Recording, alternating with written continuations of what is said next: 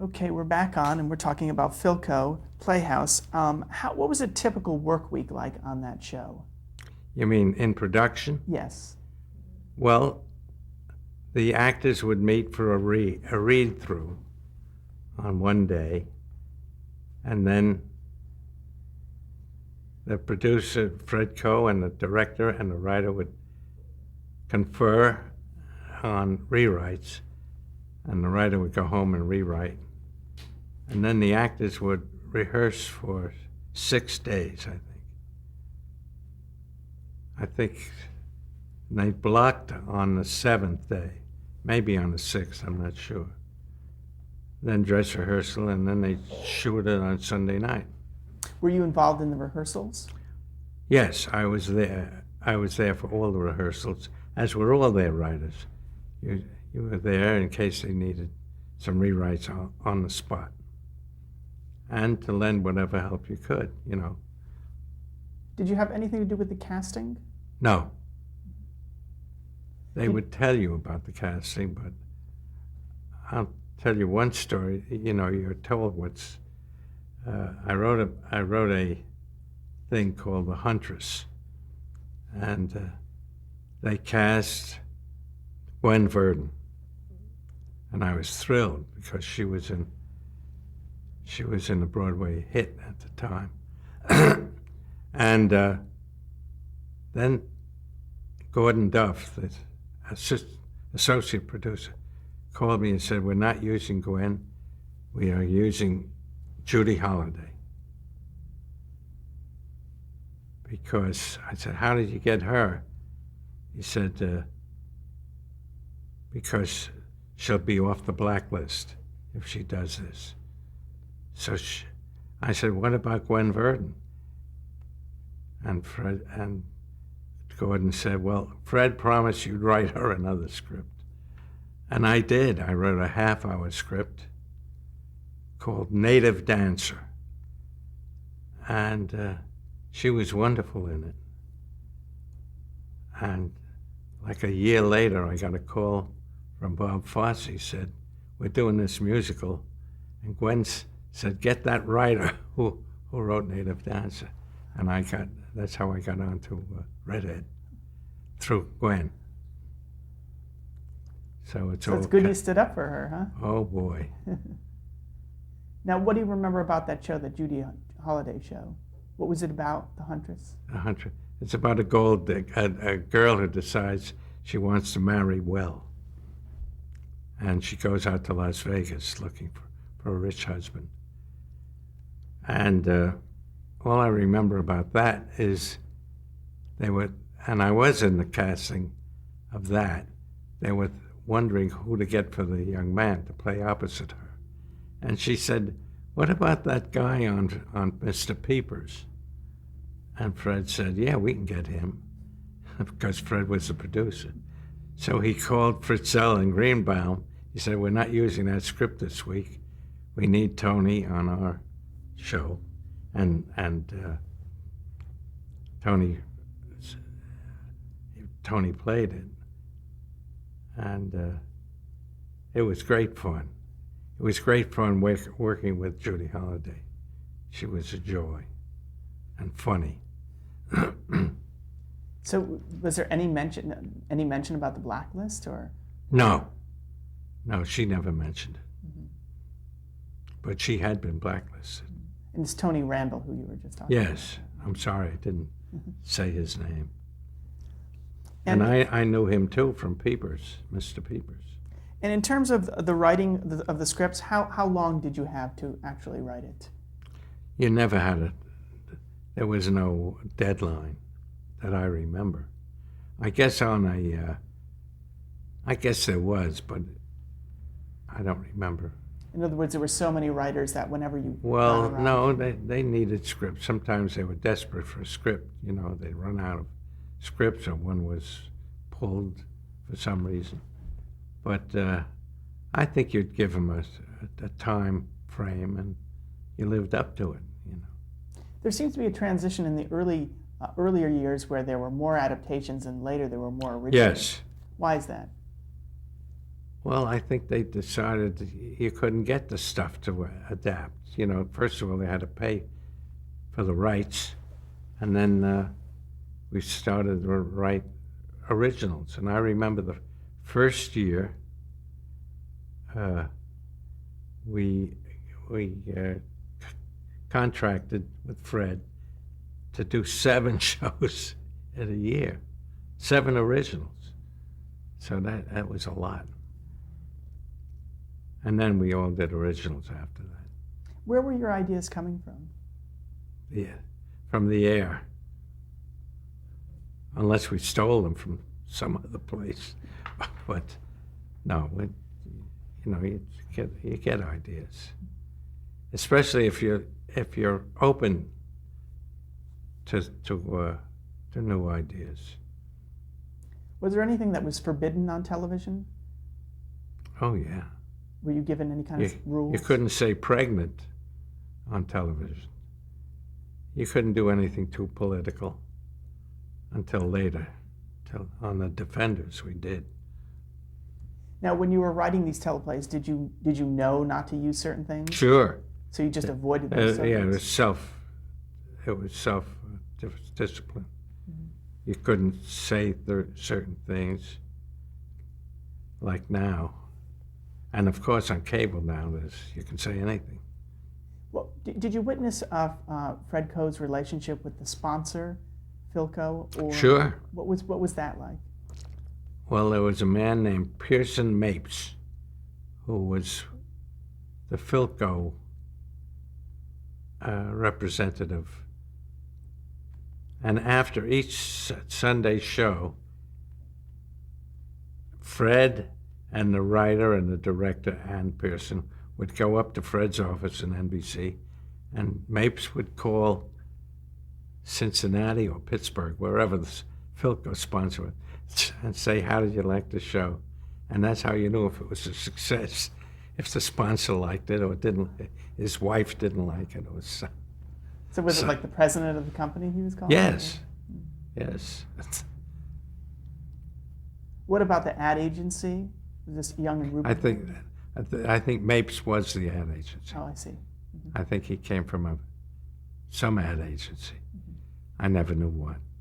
Now, what was the feeling like being there just before the show was going to go on the air? Very nervous. You know, you're nervous that the actors are going to forget their lines. They're going to skip a scene, and all kinds of problems. But I didn't have many of them. I only had one incident where live television was bad. An act ended in a bar brawl.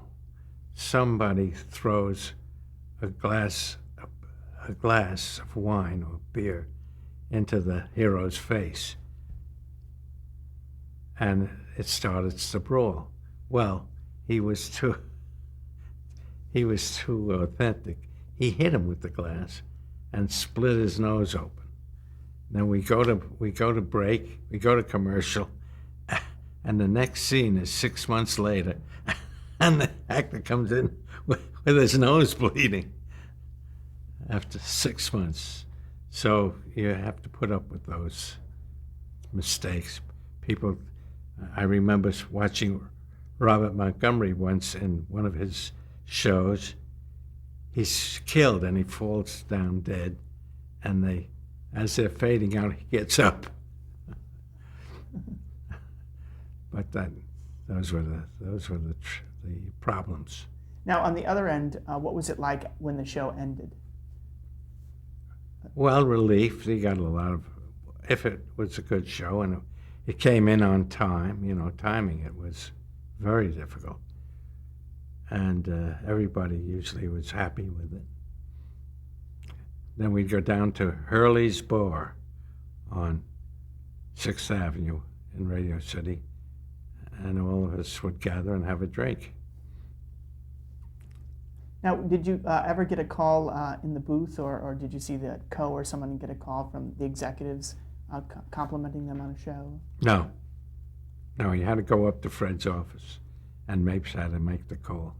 Was there any relationship with people like Pat Weaver or somebody like that from the network? If there was, I wasn't privy to that. Why did the show become Philco Goodyear?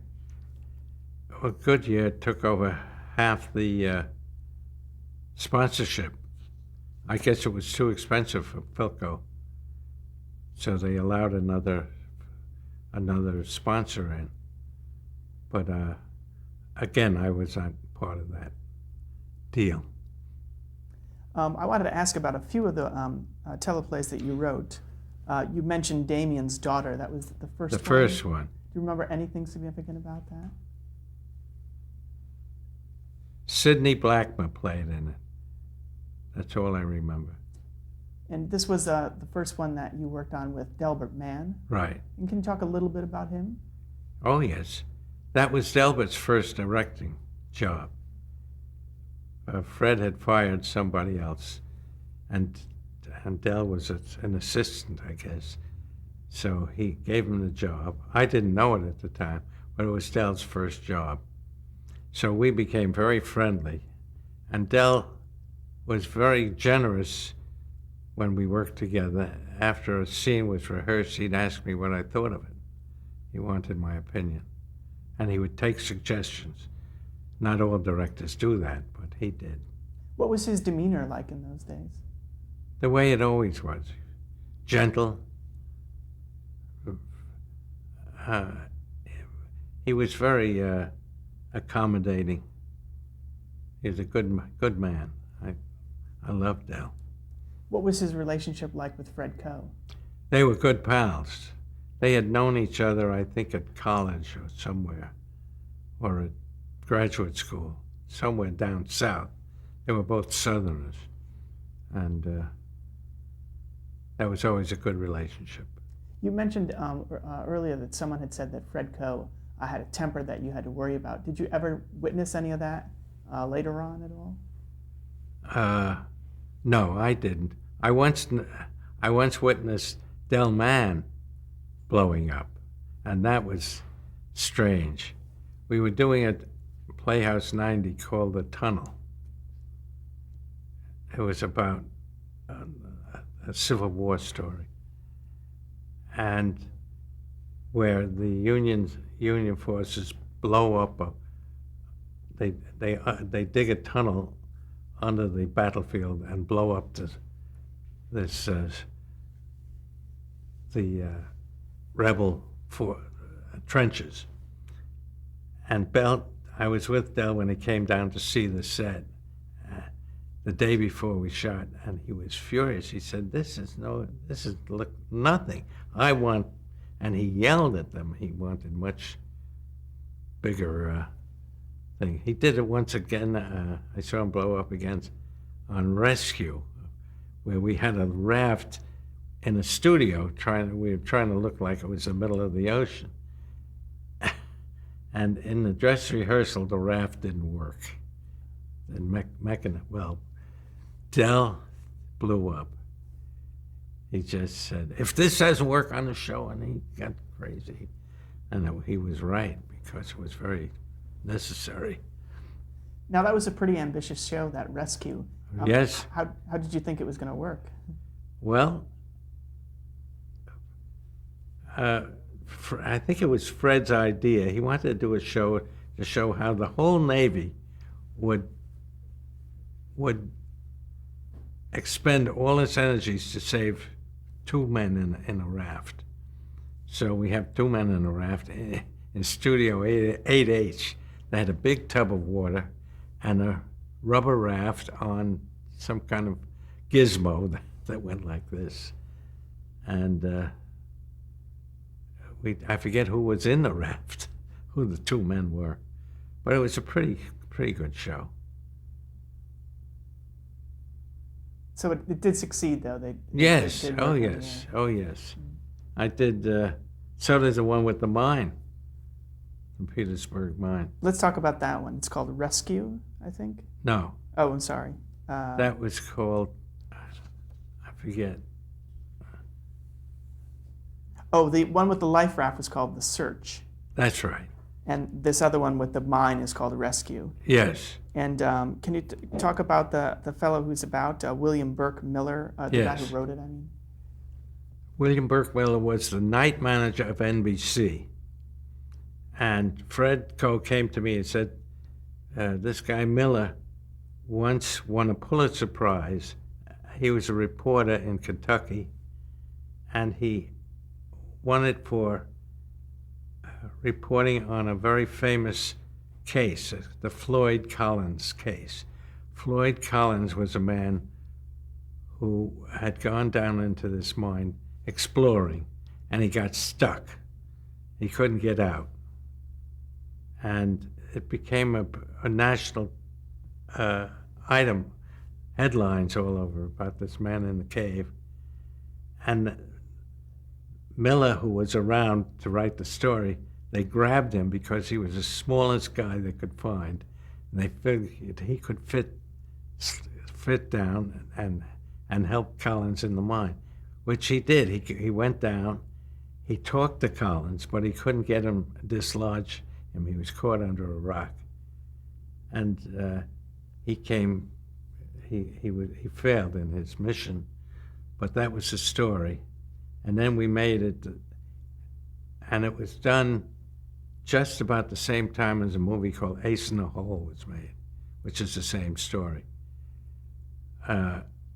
Except we had it that, and this was Fred's idea, we had a show that everybody was so concerned that they built up a whole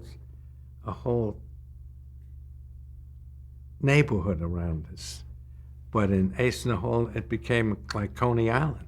They were selling T-shirts, and that was what really happened. They were cashing in on this guy stuck in the hole.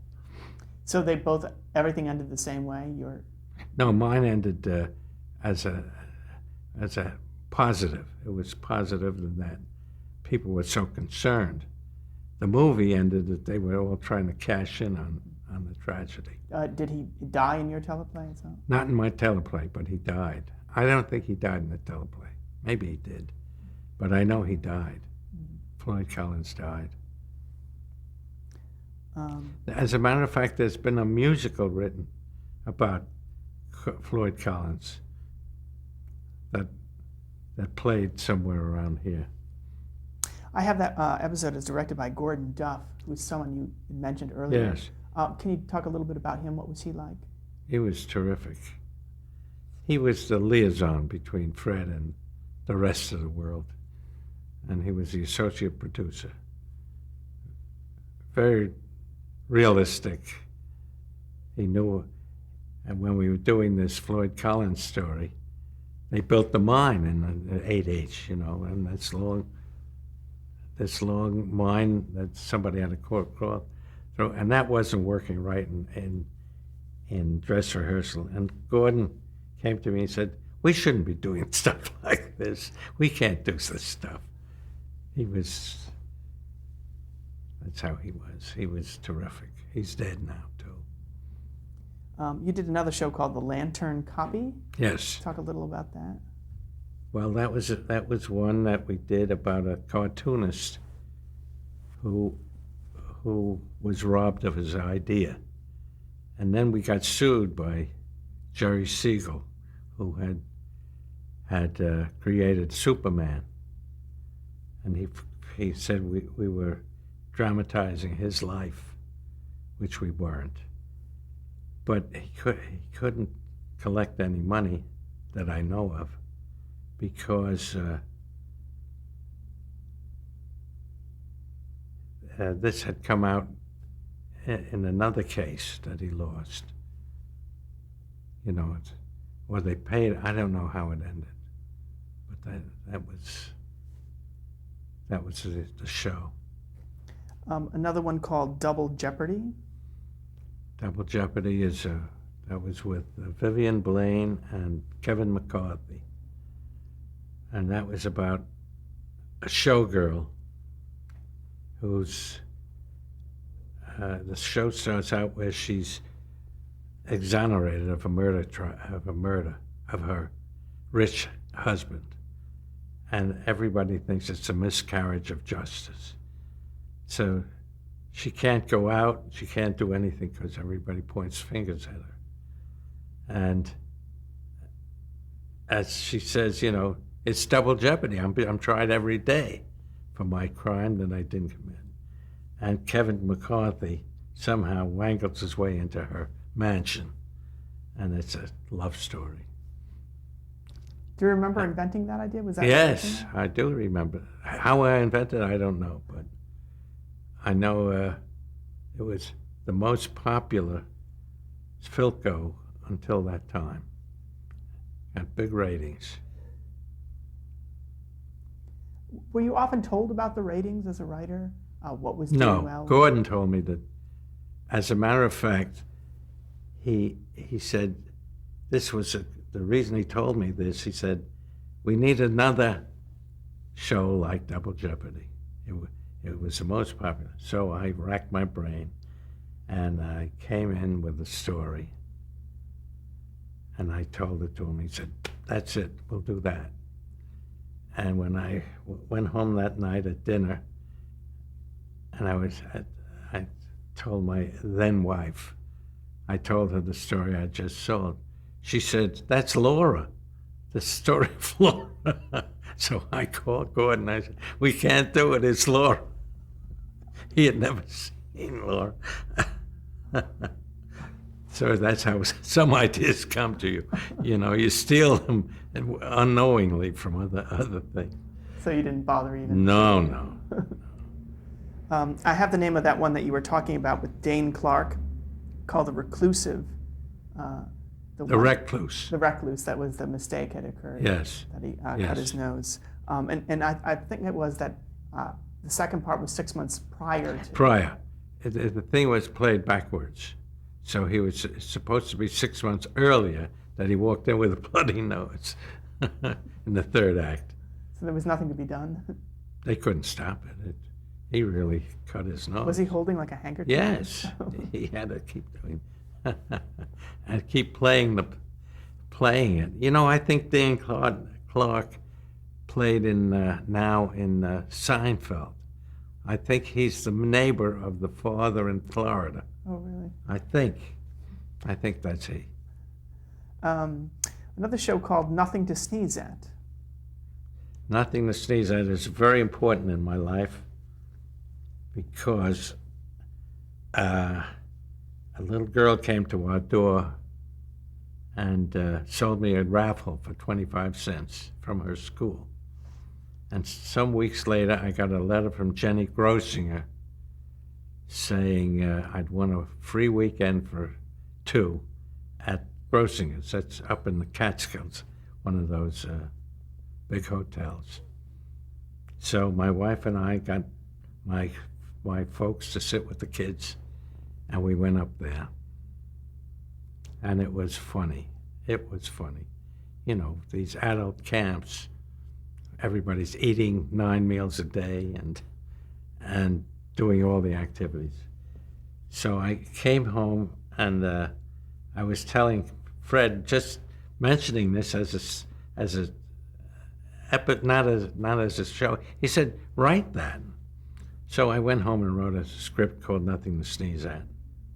And it was about this man and wife who go up to this, they win a raffle and they go up and he just wants to rest and she wants to play. And the husband was played by Walter Matthau, and the wife was played by Maxine Stewart, the lady who's now my wife. She played my first wife before I ever knew her. And the show was a big hit. Somebody wanted to musicalize it. And then Maxine played it in another show I wrote called Al Tulum, The Glorification of Al Tulum. And then... That was also with Matt Thau? Yes.